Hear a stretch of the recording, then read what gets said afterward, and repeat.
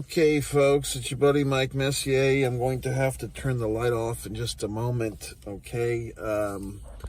So let's discuss this movie, Sight. What a sight. Sight. Ming. What's the movie about, you might be wondering? Well, I'll tell you. It's about surgeries on eyeballs, and it's quite a good movie. Angel Studios, from the people that brought you Jim Caviezel and Sound of Freedom last summer. And then they did some other movie, which I saw, but I can't remember what the hell it was. And now we have Sight, based on true events. Gentleman, I believe he's from Mandarin, China. Is that right? There's a lot of countries in the world where, like, does this country recognize that country as a country and so forth? So I hope I'm not making an error. However, the gentleman, from a tough upbringing, we see the political 1970s uprising in China, which I did not know much about.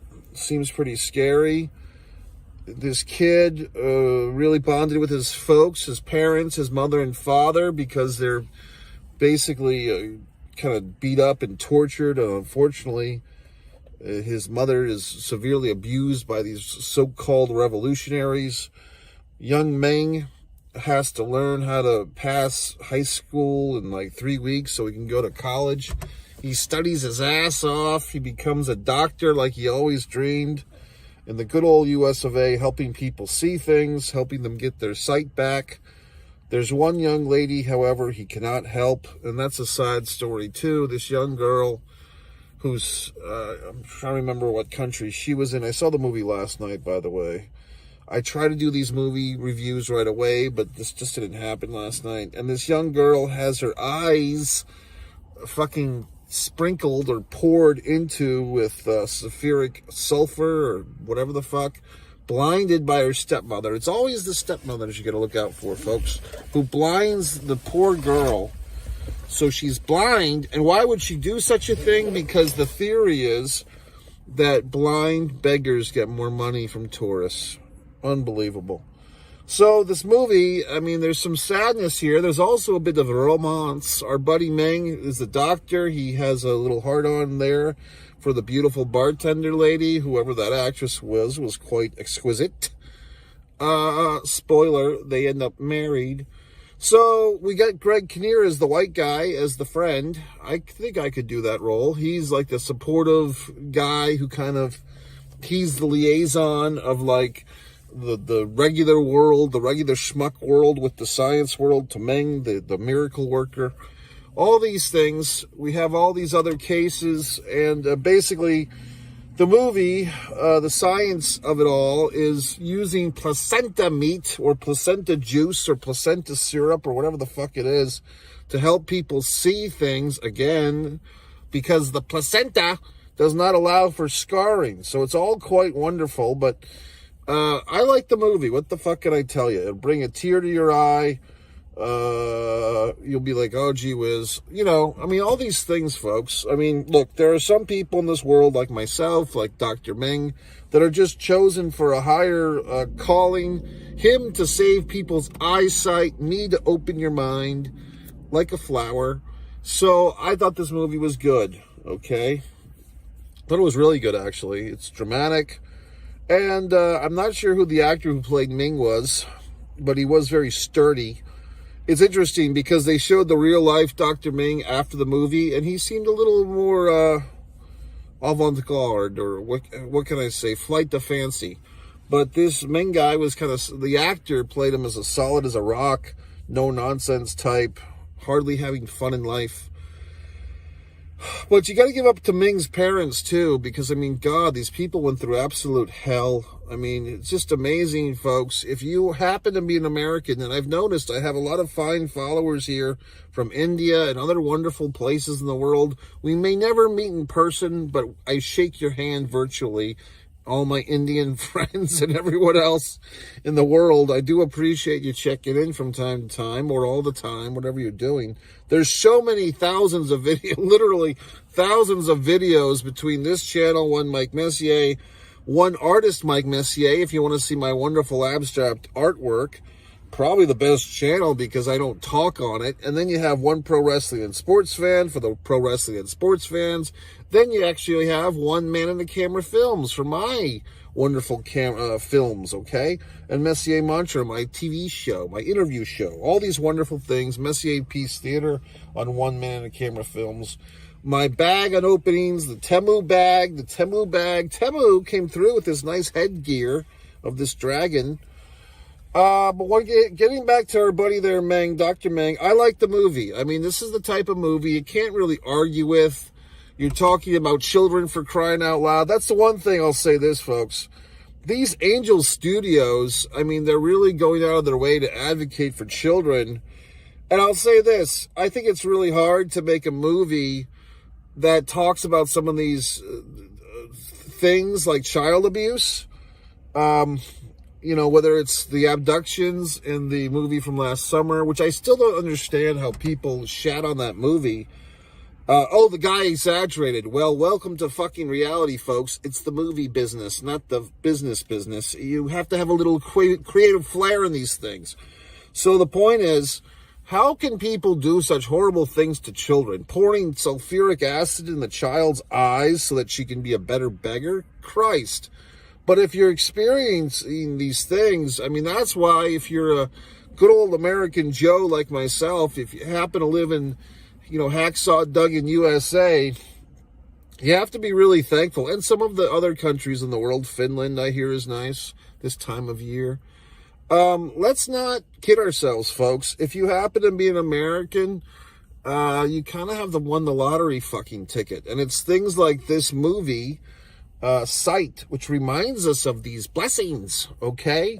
So yes, we can still protest and we can still hashtag each other into oblivion, but let's not forget, folks, 99.99% of the people would love to have our fucking American problems. Oh my God, they lowered the size of my Big Mac from 1988, and now it's $1.55 more from 3 years ago. Well, God, fuck. You know what I mean? We have these issues, yes. But, you know, what the fuck? Other people are out there, they're getting bombed, they're getting killed, they're getting sulfuric acid poured in their eyeballs from their evil stepmother. All these things that we don't have to deal with, yet we find a way to bitch because we have to fucking watch Monday Night Football on Amazon Prime on a Monday night, okay? So us Americans, you know, not to shit on the good old US of A or our citizenship, but we do tend to fucking make fucking deals. We're all like little Larry Davids and Jerry Seinfelds in our minds. We all have these neuroses, and we all, you know, think the world gives a fuck about our Instagram post when they don't, you know, because people are dealing with real life problems, you know what I mean? That's why I get so upset with my wrestling fan brethren and sisterin when they go on fucking social media and they're complaining that Becky Lynch hasn't re-signed her contract, and oh my goodness, what's the world going to happen if Becky Lynch doesn't wrestle for a fucking week? Well, guess what?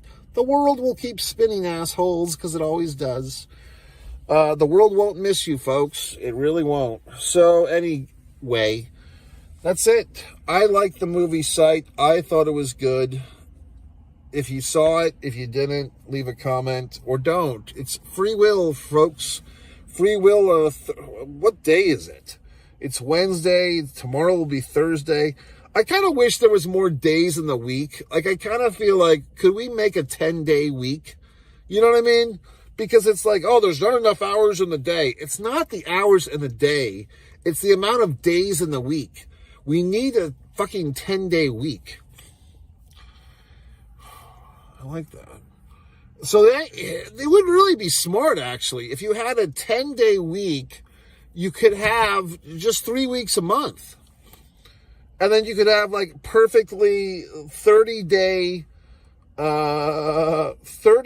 months, fucking 3 10-day weeks. I like this. So then how many, if we had 12 months, maybe we should make it 13 months. So we've got 13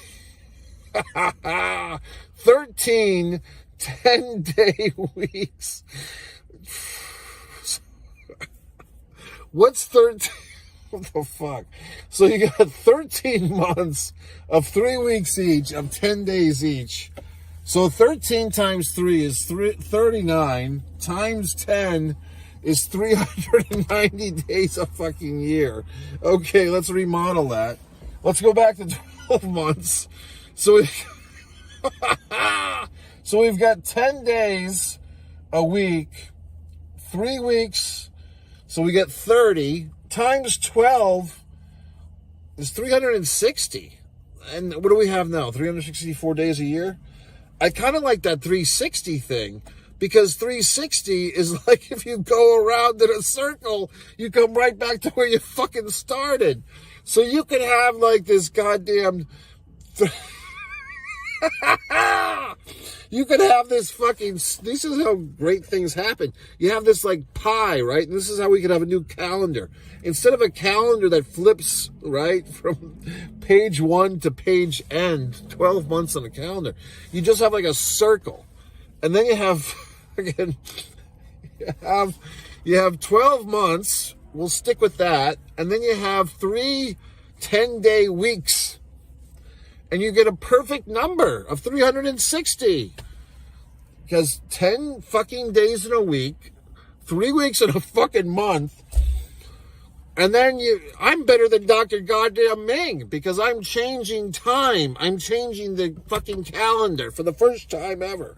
So we have our 10-day week, our 3-week month, 12 months a year. We'll stick with that. And you have 360 wonderful days in a fucking year, which, just like if you're going around the circle, like you could have a giant fucking circle as your calendar, and every little denomination, every degree brings you closer back to January 1st, where you started from. Holy fuck. And you can see like your progress as you're going around the circle of the year. And then the circle goes around for another year and another. So I like it, folks. I have just reinvented time. I have reinvented the Greek Gregorian calendar, or whatever the fuck. We are no longer a 7-day-a-week society. We are, from here on in, I declare as myself, me and Dr. Men have established that there's now a 10-day week and 3 weeks a month, and we all have 1 week a month off. So you work, well, wait. Yeah, okay. So you all have 1 week, you work full time, okay, for fucking 2 weeks in a row, and then you get a whole week off every fucking month. And then you divide society into, based on your last name, is when you get your week off. So not everybody's taking the time off at the same time. Isn't this exciting? And then if couples marry, then whatever the fuck, then they have to take on they have to join each other in their time off, or whatever the fuck. I think it's ingenious. I have just recreated time in my own image. We have a 7-day week. We have a 3-week month. We have 12 months a year. We have 360 degrees around our circular calendar, which brings us back to where we started from. It is ingenious. It must be because of the power of this dragon bandana, or whatever the fuck I'm putting on my head. It's so soft and comfortable. It really is like better than a fucking hat. Because with a hat, you can't see my wonderful face. But with this thing that I put on my fucking head, I'm so comfy. I can cover my goddamn ears like a pothead. I can cover my head from the sweltering sun. Whatever the fuck. So anyway, I just reinvented time. I feel so good about it. And God, I'm just getting started. It's only fucking Wednesday. And I've already recreated time as we know it. I've created the 10-day week, the 3-week month, the 12-month year, the 360-degree calendar that brings you back to where you started from. My God, am I good. That's it, folks. It's your buddy Mike Messier. If you enjoy the fact that I've just recreated time in my own image, I've just changed all the calendars. I've created the 10-day week, the 3-week month. And look how tired I am. And yet I'm inventing, I'm creating things. What have you done with your day? MikeMessier.com. Buy my books. Subscribe to all my channels. And